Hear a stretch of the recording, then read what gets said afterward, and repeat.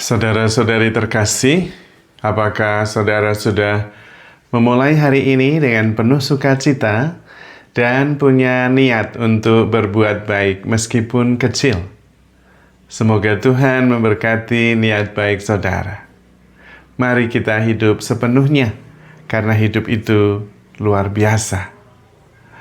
Kalau kita mendengar dari kitab suci, terutama dari Mazmur tentang Tuhanlah Gembalaku, kita akan mengerti bahwa sebetulnya kita harusnya selalu bersyukur dan kemudian kita melepaskan keinginan dorongan kita untuk mengendalikan kehidupan kita maupun kehidupan orang lain.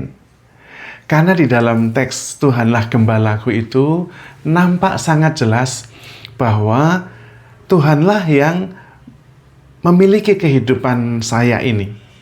Tuhanlah yang menggembalakan kehidupan saya. Tuhan yang menentukan, yang mengarahkan, yang membimbing. Dan karena itu kita justru tinggal mensyukurinya, menerimanya, dan menjalaninya dengan penuh rasa syukur. Tuhanlah gembalaku, aku takkan berkekurangan. Ia membaringkan aku di padang rumput yang hijau. Ia menuntunku ke sumber air yang jernih. Ia menyediakan hidangan di hadapan lawanku. Dan hanya kebaikan yang akan mengikuti langkahku. Coba. Domba-domba itu tidak perlu mengatur tentang hidupnya sendiri. Tidak perlu bertindak apakah tindakannya ini cukup baik atau tidak baik. Cukup mengikuti arahan dan bimbingan Sang Gembala saja.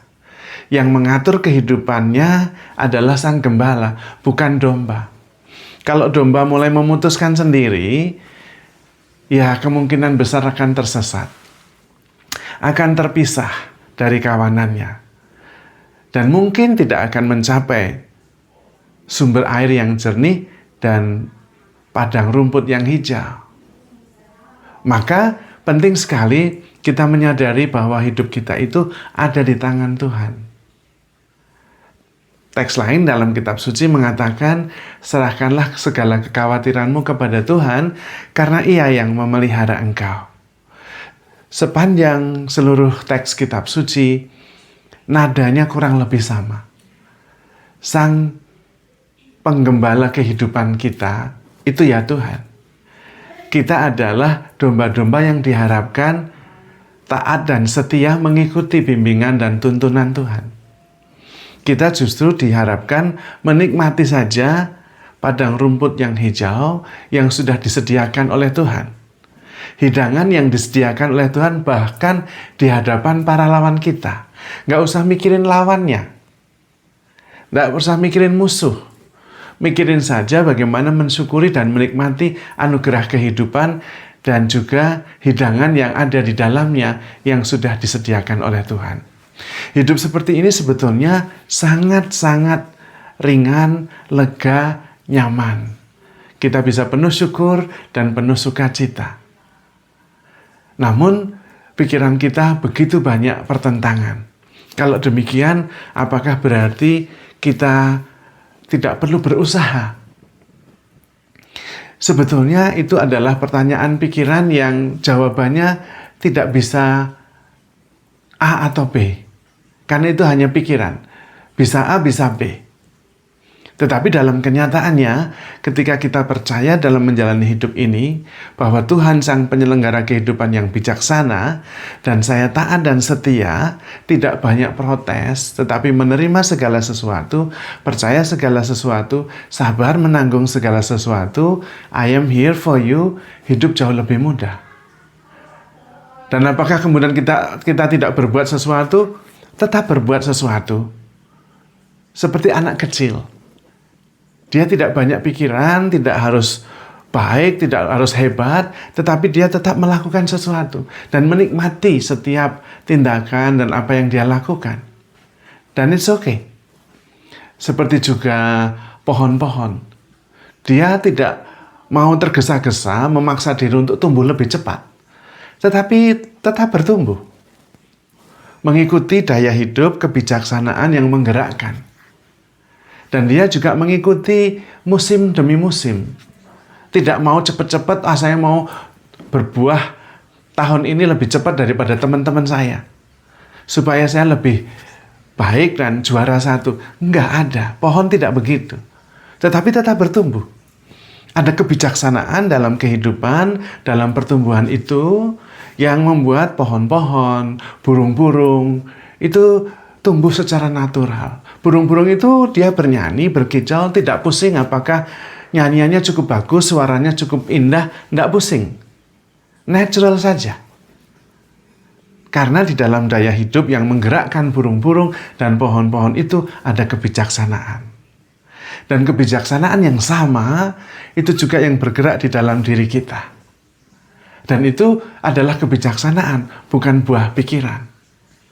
Maka apakah kemudian kalau kita mengikuti kehendak Tuhan, taat dan setia, apakah kemudian kita tidak mempunyai inisiatif dan kreativitas? Tetap punya.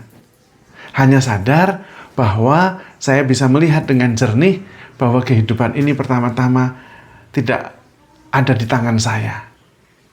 Tetapi saya bertindak berdasarkan daya hidup dan kebijaksanaannya yang menggerakkan hidup saya. Hidup seperti ini jauh lebih ringan. Tidak terlalu pusing dengan apakah orang akan senang atau tidak senang, apakah orang lain akan merasa diperhatikan atau tidak diperhatikan. Tetapi ada kebijaksanaan di dalam diri saya, sehingga saya mengambil tindakan yang secara natural itu bisa membuat orang lain dan hidup bersama menjadi lebih nyaman untuk dijalani. Maka kita sendiri tidak terbebani oleh banyak hal. Seperti anak kecil.